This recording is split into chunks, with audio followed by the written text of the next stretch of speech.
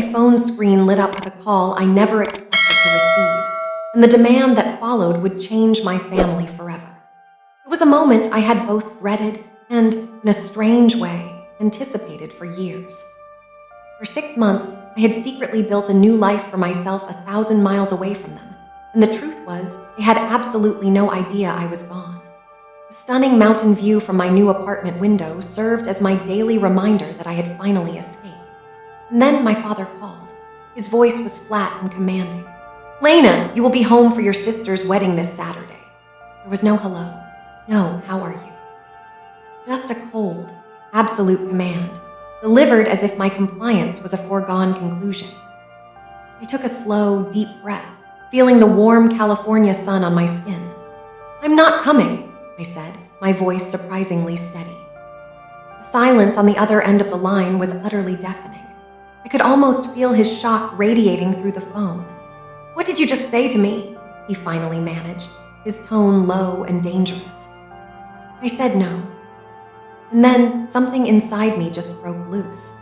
I did something I never thought I would have the courage to do in front of him, even over the phone. I started to laugh. It wasn't a happy sound. It was the kind of raw, liberated laugh that comes from a place of finally being free from their control. "What in the world is so funny about this situation?" he demanded, his voice rising with indignation. "You are," I said, the laughter still evident in my voice. "You are genuinely hilarious. You haven't spoken a single word to me in over a year. You've shown no interest in my life, and now you suddenly need me to drop everything and play the part of the perfect, dutiful daughter. Let me take you back a year. I was in my old apartment, packing the very last of my life into cardboard boxes.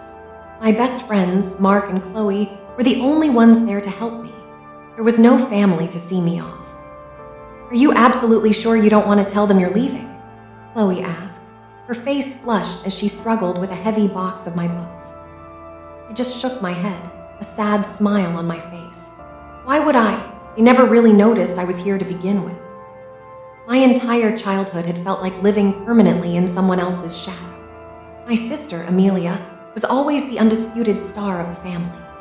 Every award I worked so hard to bring home, every single perfect report card, was ever only met with a distracted, "That's nice, dear," before the conversation inevitably swung back to Amelia's latest achievement, no matter how insignificant it was. When it was time for college, they paid her full tuition to an expensive private school without a second thought. For me, they simply said the money was all gone, so I had to forge my own path, relying entirely on academic scholarships and working multiple part-time jobs. It was then I learned a powerful lesson. Sometimes, being completely overlooked is the greatest motivation you will ever have. "So why now?" I asked my father, the sheer absurdity of the situation now crystal clear to me. "After all this time of silence, why are you calling me now?" "Amelia's future in-laws are very traditional people," he explained, as if it were the most obvious thing in the world. "They want to meet the entire family. This is important for her future, for her image." Of course it was. It was always about her. "Well," I said, my voice steady and clear, "there's a significant problem with that plan. I moved to California 6 months ago." The silence that followed was absolute.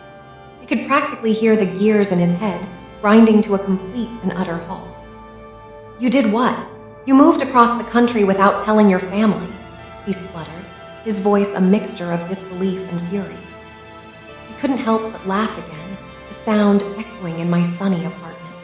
"You didn't even know what city I lived in before. Why on earth would you need to know where I am now?" Click as I hung up the phone felt like a profound victory. That victory was short-lived, as the bombardment began almost immediately. My phone lit up with calls from my mom, a flood of frantic texts from Amelia herself, all of them demanding, pleading, and laying on the guilt trips thicker than I'd ever seen. I let every single one go straight to voicemail. My mom's texts were particular masterpieces of emotional manipulation. "Lena, you know that blood is thicker than water. We are a family, and we need to present a united front for your sister." My favorite message came from my dad, hours later. It was succinct and brutal. If you do not come to this wedding, I will cut you out of my will permanently.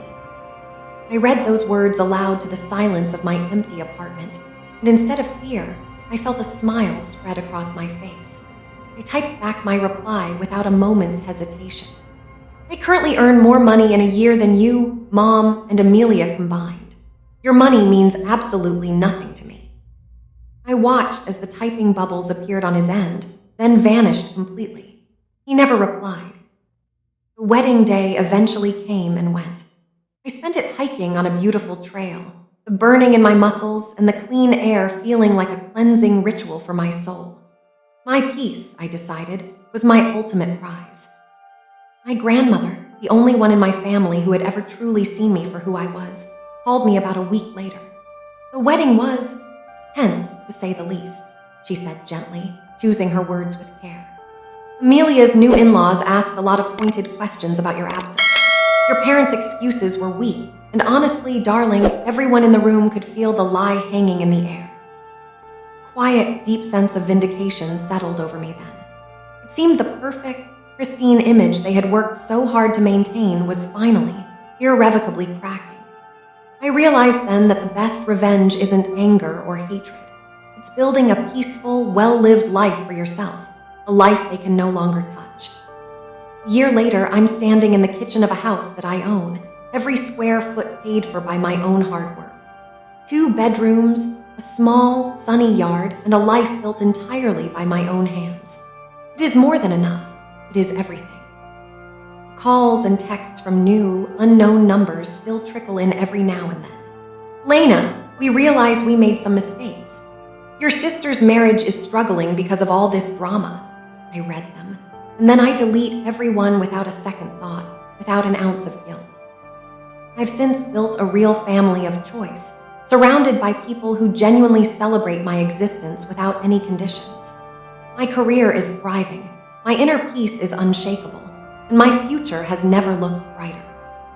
Their sudden, keen interest in my life and my success only serves to prove what I had always suspected deep down. Their love was entirely conditional, but my own worth never was. If you have ever felt invisible in your own family, if you have ever felt like an afterthought in your own home, please know this. You have the power, the absolute right, to build a world for yourself where you are truly seen, deeply valued, and loved for who you are. If this story resonated with you, please support this channel by hitting the like button, and make sure to subscribe to Winds of Thought for more journeys about finding your strength and reclaiming your life.